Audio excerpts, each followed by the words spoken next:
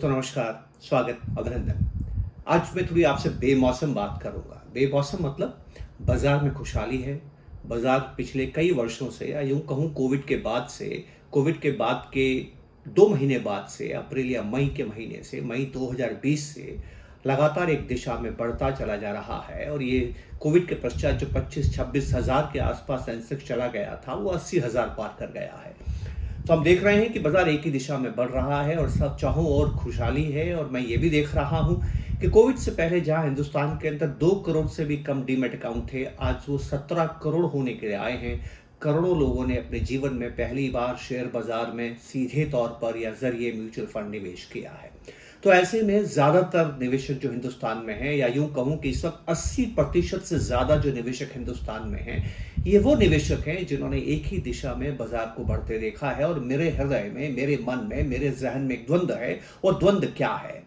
मेरा अनुभव ये कहता है कि बाजार में उतार आता है तो चढ़ाव भी आता है। और बाजार अगर एक दिशा में बढ़ता है तो कभी भी यकायक पलट सकता है। और बाजार अगर बढ़ रहा है तो गिर सकता है, गिर रहा है तो बढ़ सकता है।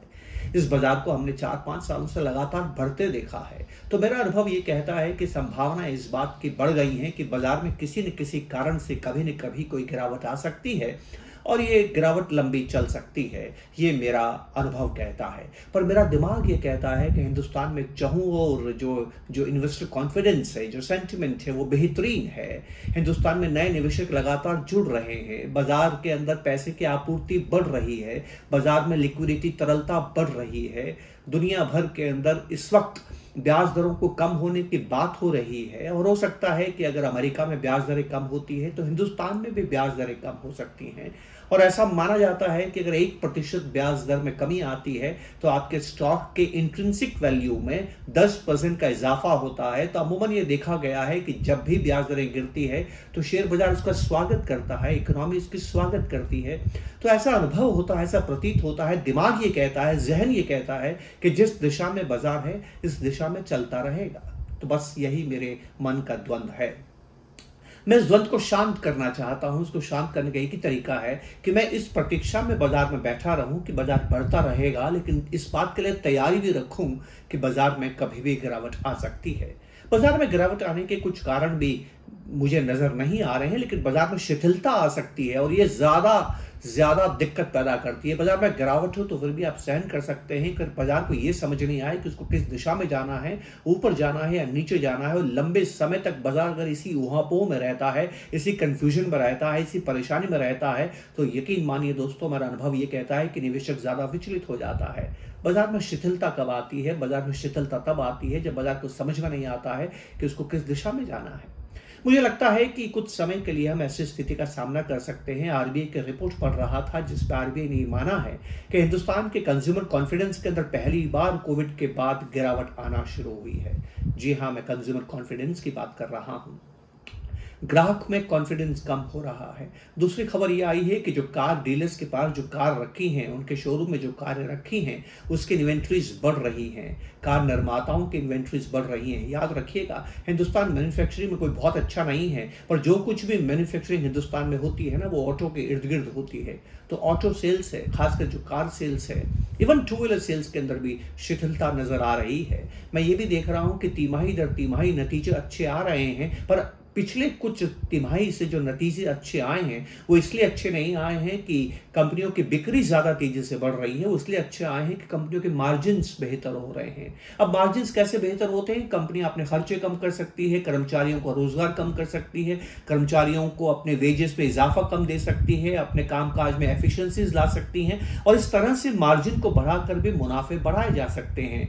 मैंने ये देखा है पिछले 2 या 3 तिमाही से कि जो रेवेन्यू ग्रोथ है, जो सेल्स ग्रोथ है, उससे ज्यादा प्रॉफिट ग्रोथ है। तो कहीं इस बात का इशारा तो नहीं जो आरबीआई कह रहा है कि कंज्यूमर कॉन्फिडेंस में कमी आ रही है तो उसका प्रभाव रेवेन्यू पर भी पड़ेगा।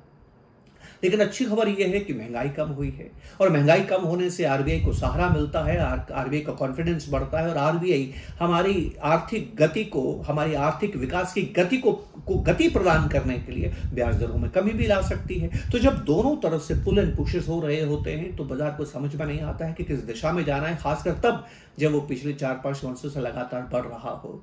तो ऐसे में हमारे पास क्या बचता है दोस्तों? ऐसे में हमें क्या निर्णय लेना चाहिए? हमें निर्णय लेना चाहिए कि मैं इस बात पे यकीन करता हूं, इस बात पे विश्वास रखता हूं कि हिंदुस्तान एक बढ़ती अर्थव्यवस्था है। आने वाले कई वर्षों तक हिंदुस्तान की अर्थव्यवस्था बढ़ सकती है। मैं बाजार में बना रहूंगा क्योंकि बाजार में बढ़ने की संभावनाएं ज्यादा हैं, लेकिन बाजार में कभी भी गिरावट आए तो उसके लिए तैयार भी रहूंगा। मुझे डूबना नहीं है। और जब आप डूबना नहीं चाहते हैं, डूबने से बचना चाहते हैं, तो ड्रॉन प्रूफिंग, आप ड्रॉन नहीं हो जाए, डूब नहीं जाए, उसके लिए आप अपने आप को बचाते हैं। यह ख्याल आते ही मुझे अमेरिका की एक सेना की टुकड़ी याद आती है जिसको नेवी सील्स कहा जाता है। दुनिया के बेहतरीन जामाजों में उनका शुमार होता है दोस्तों। उनको हर प्रकार की चुनौती का सामना करने के लिए, हर प्रकार के संघर्ष का सामना करने के लिए तैयार किया जाता है। और जो चुनौतियां आती है ना युद्ध काल में, वो हमेशा अचानक आती है, क्योंकि आप नहीं जानते हैं कि आपका दुश्मन क्या करेगा। आपका दुश्मन कभी भी कुछ भी कर सकता है, वो आपको कभी भी अचंभित कर सकता है। आपको हमेशा सावधान सतर्क रहना होता है और उसके लिए आपको हमेशा तैयार रहना होता है। और उस तैयार रहने के लिए आपको बहुत जबरदस्त तरीके से अपने मनस्थिति को प्रशिक्षित करना पड़ता है, ट्रेन करना पड़ता है। तो ये नेवी सील्स हैं, इनकी जब ट्रेनिंग होती है ना, इनको तैयार किया जाता है नभ में सामना करने के लिए, थल में सामना करने के लिए, जल में सामना करने के लिए, कहीं पर भी अपने दुश्मन का किसी भी प्रकार की चुनौती का सामना कर सकते हैं। तो जब इनकी ट्रेनिंग हो रही होती है ना दोस्तों, एक खास ट्रेनिंग होती है जिसको ड्रोन प्रूफिंग ट्रेनिंग कहते हैं। जल में नेवी है तो ज्यादातर जल में ही इनकी ट्रेनिंग होती है, जल में डूबना नहीं है।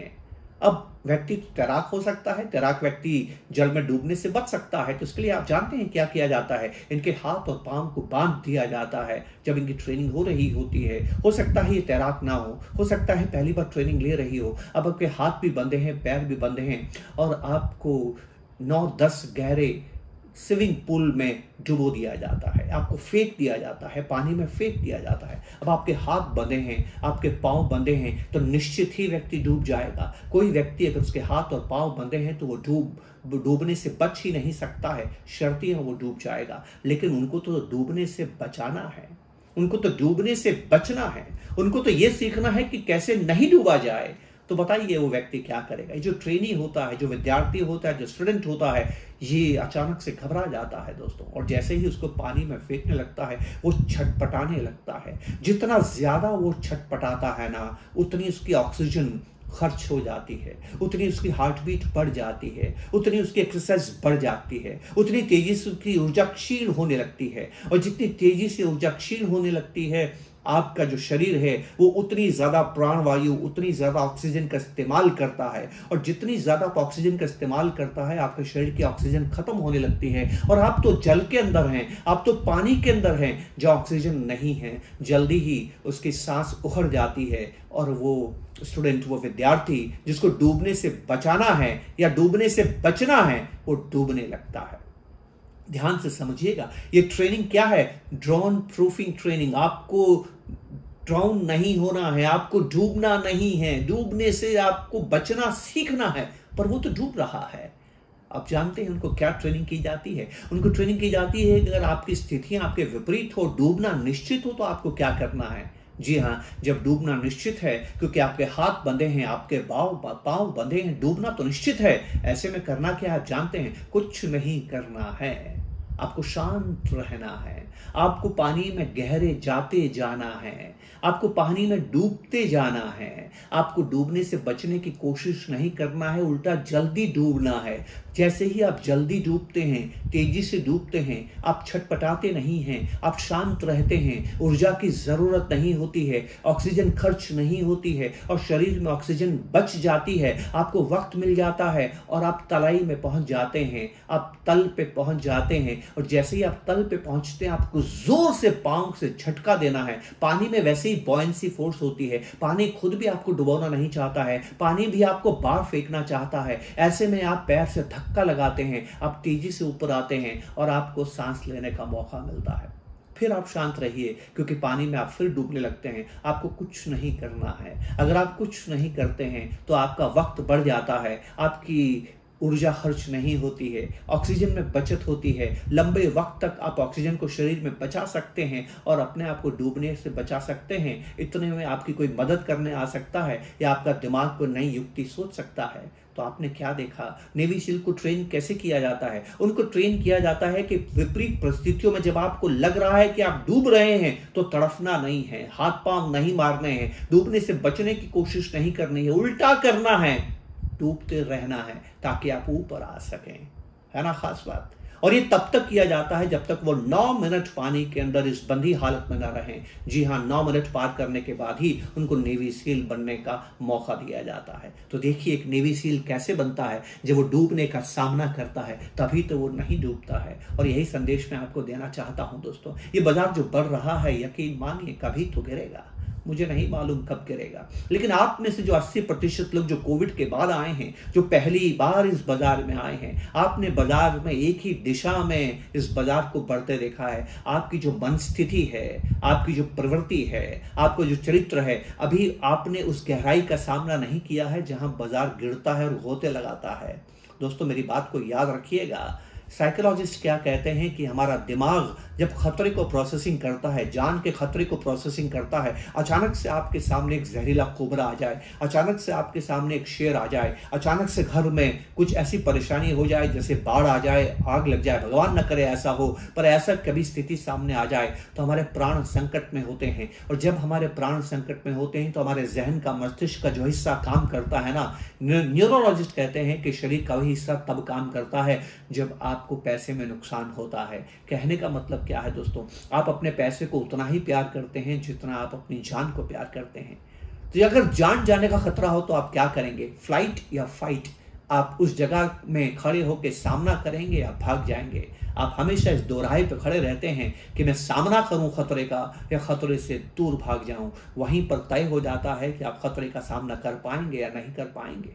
तो आपका बाजार 4 सालों से बढ़ रहा है और जब ये बाजार गिरेगा और गिरने लगेगा ना, आप विचलित हो जाएंगे दोस्तों, क्योंकि ये मंजर आपने अभी जीवन में कभी पहले देखा नहीं है। अगर देखा है तो तब आप इसके प्रतिस्पर्धा, आप इसके प्रतिभागी नहीं थे, आप इसमें पार्टिसिपेंट नहीं थे दोस्तों, आप इसमें हिस्सा नहीं ले रहे थे, तो ये आपको प्रभावित नहीं कर रहा था। 2.5% की गिरावट पे टीवी कहने लगता है कि बाजार लहूलुहान।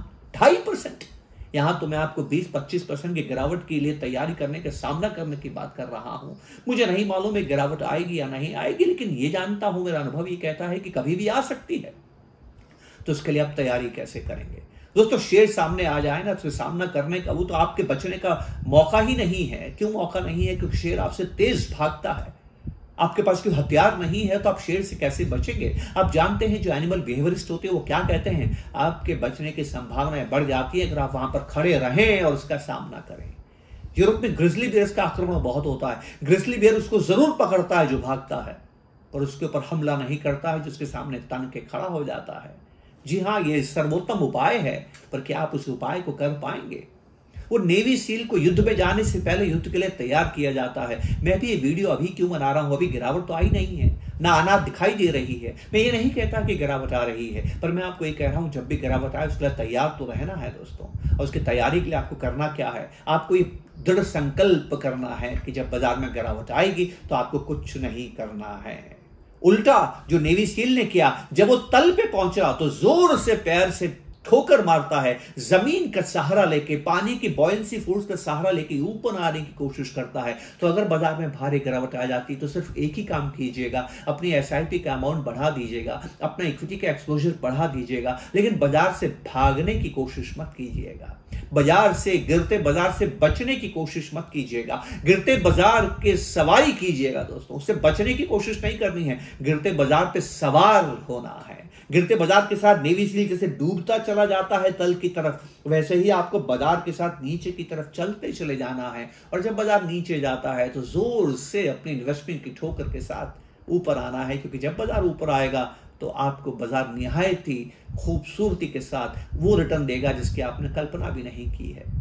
और यही बात करने के लिए मुझे लगा कि उपयुक्त समय है, क्योंकि बाजार में गिरावट अभी दूर है, मुझे नहीं मालूम कब आएगी, पर जब भी आएगी तो उसके लिए आपको तैयार रहना है। मेरी बात को याद रखिएगा, आप वो नहीं करते हैं जो आप जानते हैं, आप वो करते हैं जो आपकी आदत होती है।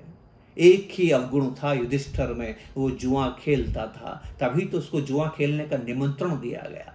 दुर्योधन और शकुनी जानते थे कि दुर्योधन और शकुनी ये बात बखूबी जानते थे कि युधिष्ठिर की कमजोरी क्या है, वो शौकीन है जुआ खेलने का। जुआरी को क्या मालूम नहीं होता है कि जब जुआ में हारने लगते हैं तो खेल छोड़ देना चाहिए, पर युधिष्ठिर खेल नहीं छोड़ते हैं। युधिष्ठिर अपने राज को दांव पे लगाते हैं, अपने धन को दांव पे लगाते हैं, अपने परिवार को दांव पे लगाते हैं, अपने भाइयों को दांव पे लगाते हैं, यहां तक कि अपनी स्त्री को भी दांव पे लगा देते हैं, अपनी पत्नी को दांव पे लगा देते हैं। कितनी शर्मनाक बात है ये। क्या युधिष्ठिर समझदार नहीं थे? शायद इन 105 भाइयों में सबसे ज्यादा समझदार थे। उनके जितना धर्म का पालन करने वाला व्यक्ति कोई नहीं, उनके जितना सत्यवादी व्यक्ति कोई नहीं। पर देखिए वो क्या करता है, वो उल्टा निर्णय लेता है। क्यों? क्योंकि जब वो हार रहा है तो तनाव में है, और जब आप तनाव में होते ना दोस्तों, तो वो निर्णय नहीं लेते हैं जो आपका ज्ञान कहता है, वो निर्णय नहीं लेते हैं जो आपकी बुद्धि कहती है, आप वो निर्णय लेते हैं जो आपकी आदत है। हमारी आदत अभी शुमार नहीं है कि गिरते बाजार का सामना कैसे करना है। ये बाजार इतना कमजोर है कि 2-2.5% की गिरावट सोशल मीडिया में त्राहिमाम लोग करते हैं। इसको ब्लड बाथ कहते हैं। 2.5% के बाजार की गिरावट को ब्लड बाथ कहते हैं। कितनी अजीब सी बात है। ये बाजार 20-30-25% कभी भी यकायक किसी भी कारण से गिर सकता है, और ये गिरावट कभी ढोल नगाड़े के साथ नहीं आती है दोस्तों। हमें ये बात भी समझने की जरूरत है। तो मैं आपको एक बात कहने जा रहा हूं, और वो ये है कि अगर कभी बाजार में गिरावट आ जाए तो आपको कुछ नहीं करना है, सिर्फ उस गिरावट की सवारी करनी है। और आपको लगे कि बाजार गहराइयों में जा चुका है, उसके बाद में जोर से धक्का देना है ऊपर आने के लिए। धक्का देने का मतलब क्या है? एक्सपोजर को इक्विटीज में कम नहीं करना है, बढ़ाना है। पर आप जानते हैं मेरी चिंता क्या है? मेरी चिंता ये है कि हम किन की औलादें हैं, हम किन के बच्चे हैं। आप जानते हैं, आप सभी जानते हैं हमारे पूर्वज कहाँ रहते थे। आज से कुछ हजार साल पहले, 15,000 साल पहले, 25,000 साल पहले, 50,000 साल पहले, 1 लाख साल पहले, 2 लाख साल पहले, 3 लाख साल पहले हम जंगलों में रहा करते थे। We are homo sapiens. दुनिया में होमोसेपियंस को आए हुए 3 लाख साल हो गए। तो आज से 1, 1.5, 2, 3, 4 लाख साल पहले हमारे पूर्वज जब जंगल में रहते थे तो खाना बीनने जाते थे। खाने की तलाश उनको भी करनी पड़ती थी। हमारे 4 पूर्वज खाना बीन रहे हैं, एक पेड़ के नीचे गिरे हुए फल को एकत्र कर रहे हैं। अचानक से देखते हैं कि दूर से 4 लोग दौड़ते हुए आ रहे हैं। जब वो उनको 4 लोगों को दौड़ता हुआ देखेंगे तो उनके मन में जिज्ञासा आएगी कि ये क्यों दौड़ रहे हैं। वो फल बिनना छोड़ देंगे, खड़े हो जाएंगे और देखेंगे कि ये लोग इतनी तेजी से क्यों भाग रहे हैं। इतने में वो लोग जो दूर से भागते हुए आ रहे थे इनके सामने से गुजर जाते हैं। ये उनको देखते हैं कि ये क्यों भाग रहे हैं। अगले ही पल उनको नजर आता है कि वो इसलिए भाग रहे हैं कि इनके पीछे एक भूखा शेर है। अब ये लोग तो भाग के निकल गए और भूखा शेर देखता है कि आप लोग खड़े हैं, वो उनको छोड़ देगा क्योंकि आप लोग खड़े हैं। अब आप में से वो किसी एक को पकड़ेगा। आप तो 4 लोग हैं, आप 4 में से किसी एक को वो पकड़ेगा, और जो पकड़े, जिसको वो शेर पकड़ेगा वो मारा जाएगा। जो 3 बच जाएंगे उन्होंने क्या शिक्षा ली दोस्तों? उन्होंने एक ही शिक्षा ली कि जब सब भाग रहे हो तो भागो, जानने की कोशिश न करो क्यों भाग रहे हो, क्योंकि जानने की कोशिश करोगे तो वक्त ज़या होगा और इतने में शेर आके आपको पकड़ लेगा, आप खतरे में पड़ जाएंगे। इसको पीयर प्रेशर कहते हैं दोस्तों। बड़ी खूबसूरती से साइकोलॉजिस्ट सोलोमन एश ने हमें ये समझाया है दोस्तों। जब खतरा आता है ना, बाजार में गिरावट आती है, आप वो नहीं करते हैं जो आपको करना चाहिए, आप वो करते हैं जो सभी कर रहे हैं। सभी तो भाग रहे हैं, तभी तो बाजार गिर रहा है। आप भी भागना शुरू करेंगे क्योंकि हम उनके औलादे हैं जो भाग गए थे। हमने यही सीखा है दोस्तों। इसका सामना करना आसान नहीं है। जब आप डूब रहे हो तो और ज्यादा डूबें, ये नीति अपनाना आसान नहीं है। शेर सामने आ जाए तो खड़े रहना आसान नहीं है। ग्रिजली बेयर सामने आ जाए तो खड़े रहना आसान नहीं है, पर यही सर्वोत्तम उपाय है। यही तो मैं आपसे कहना चाहता हूं। इसीलिए मैं आपसे कहना चाहता हूं कि बाजार में गिरावट आने से पहले प्रशिक्षित हो जाएं, ट्रेन हो जाएं। यही सोच के मैंने वीडियो बनाया। उम्मीद करता हूं कि आपको वीडियो पसंद आया होगा। ये भी उम्मीद करता हूं कि अगर आपको वीडियो पसंद आया तो आप शेयर जरूर करेंगे, लाइक जरूर करेंगे, कमेंट जरूर करेंगे और सब्सक्राइब जरूर करेंगे। मैं आपसे निवेदन करता हूं, करबद्ध प्रार्थना करता हूं, सब्सक्राइब जरूर करें, कमेंट जरूर करें और लाइक जरूर करें, क्योंकि इससे मुझे ऊर्जा मिलती है नई वीडियोस बनाने की और आपसे लगातार जुड़े रहने की। दोस्तों, मैं आम फाइनेंशियल इन्फ्लुएंसर नहीं हूं। मैं आपको इन्फ्लुएंस करने के लिए नहीं आया हूं। मैं आपको ये नहीं कहता हूं फलाना शेयर खरीदिए, मैं आपको ये नहीं कहता हूं फलाना स्कीम खरीदिए। ये कहने वाले आपको बहुत लोग हैं, हर कोई तो यही बात आपको कह के जाता है। मैं आपसे सिर्फ ये कहना चाहता हूं कि आप कुछ रिटर्न मिलता है, वो इसलिए नहीं मिलता है कि आपने फलाना शेयर खरीदा। आपको रिटर्न इसलिए मिलता है कि आपने सही निर्णय लिया। आप सही निर्णय कैसे ले सकते हैं, यही बात मैं आपके साथ कर सकता हूं। मेरा वीडियो देख के आप कभी धोखा नहीं खा सकते हैं, मेरा वीडियो देख के आप कभी गलत निर्णय नहीं ले सकते हैं। इसलिए मैं आपसे निवेदन करूंगा कि शेयर जरूर कीजिएगा। उम्मीद करता हूं कि आपको वीडियो पसंद आया होगा। नमस्कार, जय हिंद।